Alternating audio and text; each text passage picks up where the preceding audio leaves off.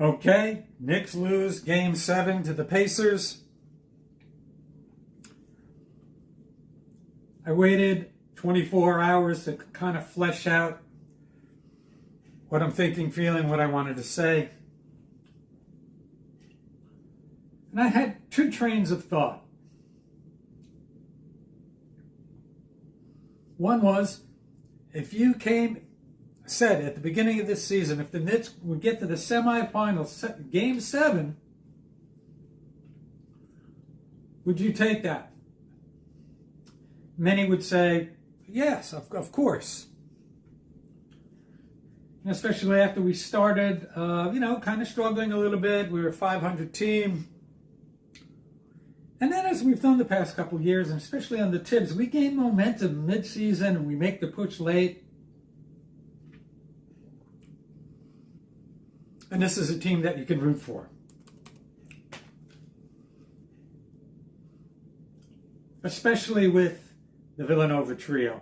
Became a different team. You didn't have Julius Randle, throwing up, 30 points a game and maybe lacking a little bit on the defensive end. It became sort of a determined, gritty, passionate team that played well together, that could overcome adversity. A team that you could really root for. And adding OG just kind of helped that out. He had a guy who can defend, wing defender that can play defense, and even if he wasn't scoring 18, 20 points a game, he was a difference maker. No doubt about it. But the best ability is availability. My other thought was, once you're in the moment and you're there and the next rung is available to grab, you got to take it.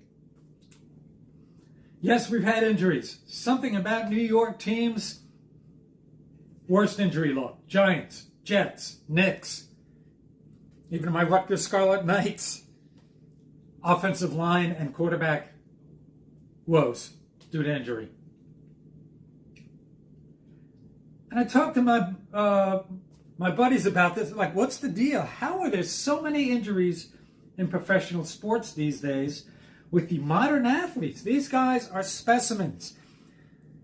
They're monitored and trained 24/7, 365, the best available workout plans, the best available therapies and rehabs and diet and workout science, diet science. Back in the day, professional athletes had to go sell insurance or real estate in the off season. The number of non-contact injuries is really disturbing.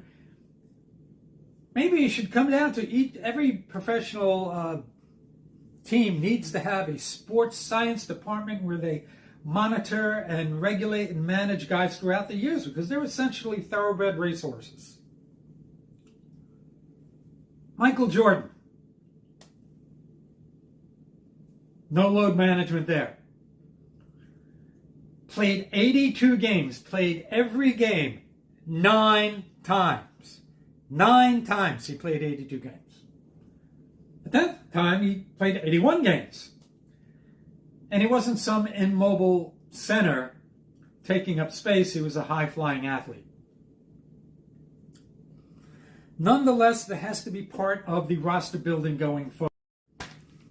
Injury history and availability and youth.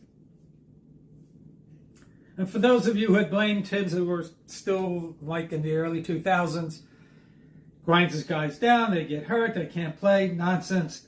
This was his team. This is who he had to play with. There was no getting around it. They just, they got to the end of the road and they had no further to go.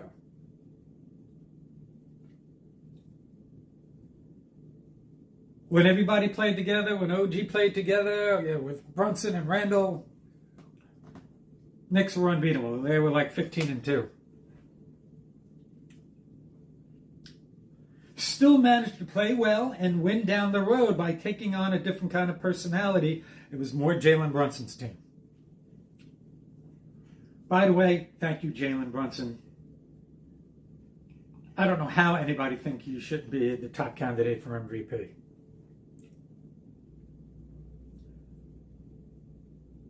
Thank you, Villanova Trio. You added a personality, a style, a dimension, emotion to a team that lit this city up. Greatly appreciated. Going forward, what do we do? Knicks don't have young players willing to or on the roster that can kind of fill some roles, build themselves, develop into starters down the road. Are we going to have to go down the free agency road again next year?